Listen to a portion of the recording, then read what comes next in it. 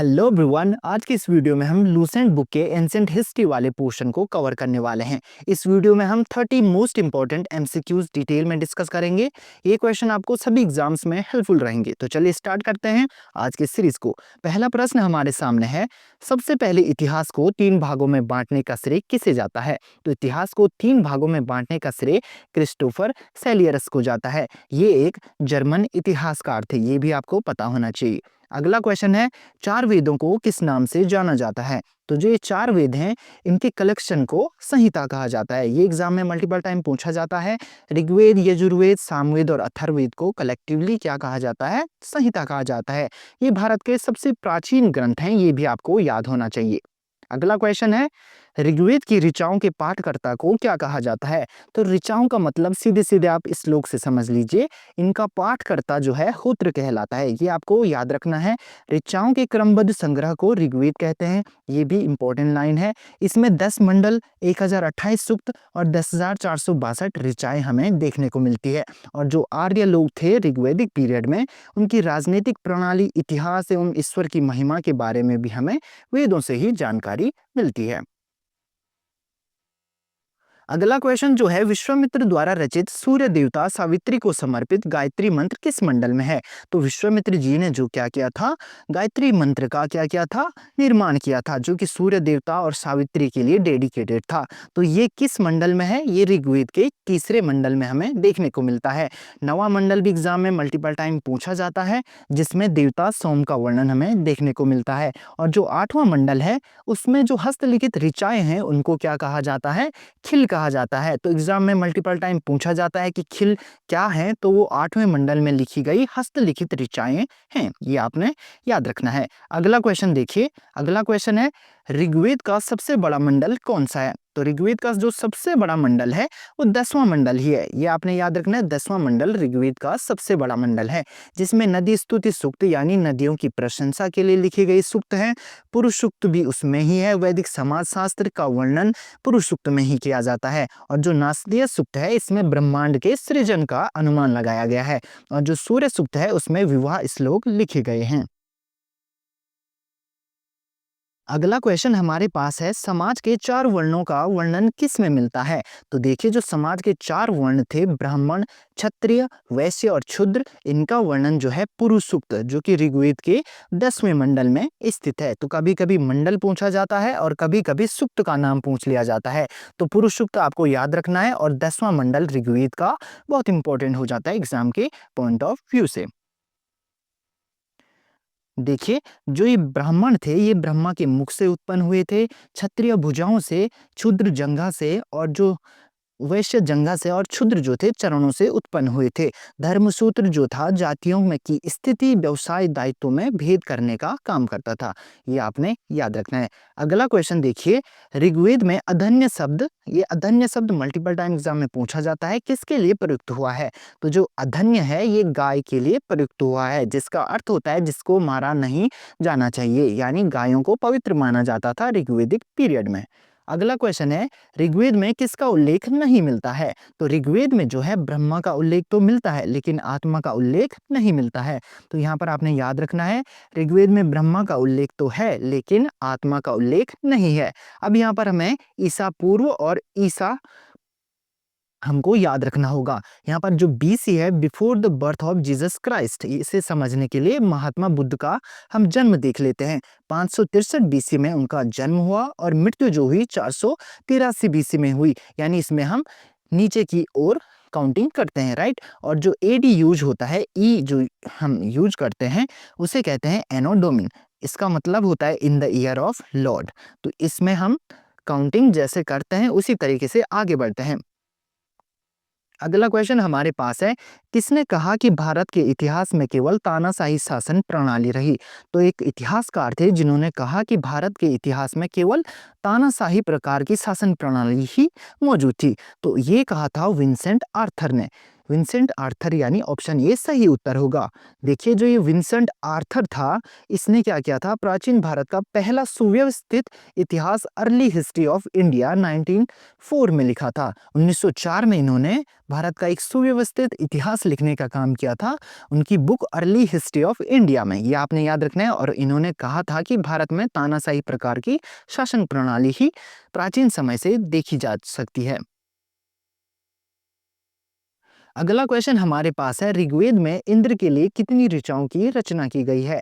तो देखिए ऋग्वेद में इंद्र के लिए 250 ऋचाओं की रचना की गई है और जो अग्नि देवता थे उनके लिए 200 ऋचाओं की रचना की गई है। ये भी एग्जाम में पूछ लिया जाता है तो इंपॉर्टेंट रहेगा ये भी एग्जाम के पीओई से।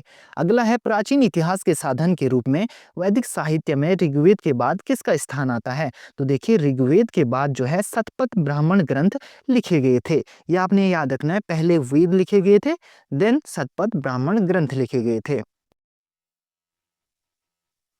अगला क्वेश्चन हमारे पास है, यजुर्वेद के पाठकर्ता को कहा जाता है? तो देखिए यजुर्वेद के पाठकर्ता को अध्वर्यु कहा जाता है। क्या कहा जाता है? अध्वर्यु। तो जो ये यजुर्वेद है इसमें हमें देखने को मिलता है नियम। किससे रिलेटेड नियम? जो भी बलि और मंत्रों के जो नियम होते हैं, यज्ञों में अनुपालित किए जाने वाले नियम, उनके बारे में हमें किससे पता चलता है? यजुर्वेद से। ये आपने सीधे सीधे याद रखना है। इसमें 40 मंडल हमें देखने को मिलते हैं। अगला क्वेश्चन है, कौन सा वेद गद्य और पद्य दोनों में लिखा हुआ है? तो ये भी एग्जाम में मल्टीपल टाइम पूछा जाता है। तो यजुर्वेद जो है ये गद्य और पद्य दोनों में हमें देखने को मिलता है। नेक्स्ट क्वेश्चन हमारे पास है, किस वेद का संकलन ऋग्वेद पर आधारित है? तो ऋग्वेद पर आधारित जो वेद है वो कौन सा वेद है? सामवेद है। सामवेद के पाठकर्ता को उदात्र कहा जाता है। क्या कहा जाता है? उदात्र। और इसमें 1810 सूक्त लिखे हुए हैं। तो देखिए भारतीय संगीत का जनक भी इसी वेद को कहा जाता है। सामवेद को भारतीय संगीत का जनक कहा जाता है। एग्जाम में बहुत बार पूछा जा चुका है ये क्वेश्चन। और यजुर्वेद और सामवेद में किसी भी ऐतिहासिक घटना का वर्णन हमें नहीं मिलता है। ये भी हमें याद रखना होगा। यजुर और सामवेद में किसी भी ऐतिहासिक घटना का हमें उल्लेख नहीं मिलता है और ऋग्वेद और अथर्ववेद में ऐतिहासिक घटनाओं का वर्णन हमें मिलता है। अगला क्वेश्चन है, औषधियों का उल्लेख सबसे पहले किस वेद में मिलता है? तो औषधि जो वेद है अथर्ववेद, इसमें औषधियों का उल्लेख हमें देखने को मिलता है। साथ ही साथ इसमें हमें अंधविश्वासों का वर्णन भी मिलता है और जादू टोना जो भी होता है वो भी अथर्ववेद में ही देखने को हमें मिलता है। इसमें 731 मंत्र, 6000 पद्य भी हैं। ये भी आपको याद रखना होगा। नेक्स्ट क्वेश्चन हमारे पास है, अथर्ववेद का प्रतिनिधि सूक्त क्या है? तो देखिए अथर्ववेद का प्रतिनिधि सूक्त पृथ्वी सूक्त है। यहाँ पर ये आपको याद रखना है, पृथ्वी सूक्त। जो ये पृथ्वी सूक्त है ये मानव जीवन के सभी पक्षों का वर्णन करता है और अथर्ववेद में ही हमें जादू टोने का सबसे पहले उल्लेख भी मिलता है। अगला क्वेश्चन है, किस वेद में सभा और समिति को प्रजापति की पुत्री कहा गया है? ये भी मल्टीपल टाइम एग्जाम में पूछा जाता है। तो देखिए जो अथर्ववेद है इसी में सभा और समिति दो जो पुत्रियां हैं प्रजापति की, इनका मेंशन हमें देखने को मिलता है। किसमें? अथर्ववेद में। तो एग्जाम के पीओवी से इंपॉर्टेंट क्वेश्चन होगा, ये आपको याद रखना ही होगा। तो देखिए अथर्ववेद में जो है कुरुवंश के राजा परीक्षित का वर्णन भी हमें देखने को मिलता है। जो परीक्षित थे उनका वर्णन भी अथर्ववेद में हमें मिलता है। अगला क्वेश्चन है, ऋग्वेद से जुड़ी शाखा है। तो ये शाखाएं भी मल्टीपल टाइम पूछी जाती हैं। तो ऋग्वेद से जुड़ी जो शाखा है उसका नाम शाकल है। ये आपने याद रखना है। अगला क्वेश्चन है, कृष्ण और शुक्ल किस वेद की शाखाएं हैं? मल्टीपल टाइम एग्जाम में पूछा जाता है। कृष्ण और शुक्ल जो शाखाएं हैं वो किसकी हैं? यजुर्वेद की हैं। ये आपने याद रखना है। अब यहाँ पर हमें याद रखना होगा जो यजुर्वेद की शुक्ल शाखा है इसकी भी फर्दर शाखाएं हैं मध्यायदीन और कणु। कौन कौन सी शाखाएं हैं? मध्यायदीन और कणु, जो दो शाखाएं हैं शुक्ल यजुर्वेद की। और शुक्ल जो यजुर्वेद है इसको वज्रसनेय संहिता भी कहा जाता है। क्या कहा जाता है? वज्रसनेय संहिता। ये भी एग्जाम में पूछ लिया जाता है कि शुक्ल वेद को अन्य नाम से किस नाम से जाना जाता है? तो वज्रसनेय संहिता इसका अन्य नाम होगा। अगला क्वेश्चन है कृष्ण यजुर्वेद से जुड़ी शाखाएं हैं। तो देखिए कृष्ण यजुर्वेद से काठक, कनिष्ठल, मैत्रायणी और तैत्तिरीय ये 3 शाखाएं किससे रिलेटेड है? कृष्ण यजुर्वेद से। यहाँ पर हमें सामवेद की शाखाएं भी पूछ ली जाती है कभी-कभी। कौथुम, रणायनी और जैमिनी। यहाँ पर कौथुम मल्टीपल टाइम पूछा जाता है एग्जाम में, तो आपको यहाँ पर कौथुम इंपॉर्टेंटली याद रखना है। और अगला है सोनक और पेपलाद अथर्ववेद की शाखाएं। ये भी एग्जाम में मल्टीपल टाइम पूछा जाता है। सोनक और पेपलाद किस वेद की शाखाएं हैं? तो अथर्ववेद की शाखाएं ये हैं। अगला क्वेश्चन है सबसे नवीन वेद कौन सा है? तो जो सबसे नवीन वेद है वो अथर्ववेद ही है, और जो सबसे प्राचीन वेद है वो ऋग्वेद है। यहाँ पर देखिए संहिता के बाद ब्राह्मणों का, फिर अरण्यक तथा फिर उपनिषदों का स्थान है। तो इनकी जो क्रोनोलॉजी होगी, पहले वेद होगा, फिर ब्राह्मण ग्रंथ होंगे, फिर अरण्यक होगा और फिर उपनिषदों का जो क्रोनोलॉजी है वो इस तरीके से चलेगी। अगला क्वेश्चन हमारे पास है कौन सा सुमेलित नहीं है? तो देखिए जो ऋग्वेद है इसके लिए ब्राह्मण ग्रंथ जो है उसका नाम ऐत्रेय ब्राह्मण ग्रंथ है। यजुर्वेद के लिए ब्राह्मण ग्रंथ सतपथ ब्राह्मण ग्रंथ है, और सामवेद के लिए पंचविश ब्राह्मण ग्रंथ है, और अथर्ववेद के लिए गौपथ ब्राह्मण ग्रंथ है। तो सभी क्या है? सुमेलित है। देखिए जो ये ब्राह्मण ग्रंथ हैं ये इंपॉर्टेंट इसलिए हैं क्योंकि ये क्या है, जो वैदिक संहिता हमारे वेद थे उनकी व्याख्या करने के का ये क्या करते हैं? काम करते हैं, और ये गद्य रूप में लिखे रहते हैं। जैसे वहाँ कोई श्लोक लिखा रहेगा तो उनको ये क्या करेंगे? डिस्क्राइब करेंगे गद्य रूप में। ये आपने याद रखना है, इसलिए ये इंपॉर्टेंट हो जाता है। ऋग्वेद के लिए ऐत्रेय ब्राह्मण ग्रंथ, यजुर्वेद के लिए शतपथ, सामवेद के लिए पंचविश और अथर्ववेद के लिए गौपथ ब्राह्मण। ये मल्टीपल टाइम एग्जाम में पूछा जाता है, इसलिए इंपॉर्टेंट रहेगा। यहाँ पर जो ब्राह्मण ग्रंथ हमें देखने को मिलते हैं उसमें उत्तर वैदिक काल की संस्कृति और समाज का वर्णन हमें देखने को मिलता है। राजा परीक्षित के बाद बिंबिसार के बीच के टाइम पीरियड को इसमें इसमें वर्णन किया गया है इन ब्राह्मण ग्रंथों में। अगला क्वेश्चन है यज्ञ से जुड़े कर्म कांडों की दार्शनिक और प्रतीकात्मक अभिव्यक्ति किसमें मिलती है? तो देखिए इसका सही उत्तर जो होगा उपनिषद होगा। ठीक है, उपनिषदों में जो यज्ञ से जुड़े कर्म कांडों की दार्शनिक प्रतीकात्मक हमें अभिव्यक्ति देखने को मिलती है, और इसी प्रकार से जो कर्म कांड है वो अरण्यक में भी हमें देखने को मिलते हैं। अगला क्वेश्चन है मूलभूत उपनिषदों की संख्या कितनी है? फंडामेंटल जो उपनिषद है वो 13 है। यहाँ पर मूलभूत लिखा रहेगा तो 13 करना है, और बाकी जो उपनिषद हैं उनकी संख्या 108 है। इसमें भी क्या है, जो यज्ञ से जुड़े दार्शनिक विचार, शरीर, ब्राह्मण, आत्मा और ब्रह्म की व्याख्या की गई है।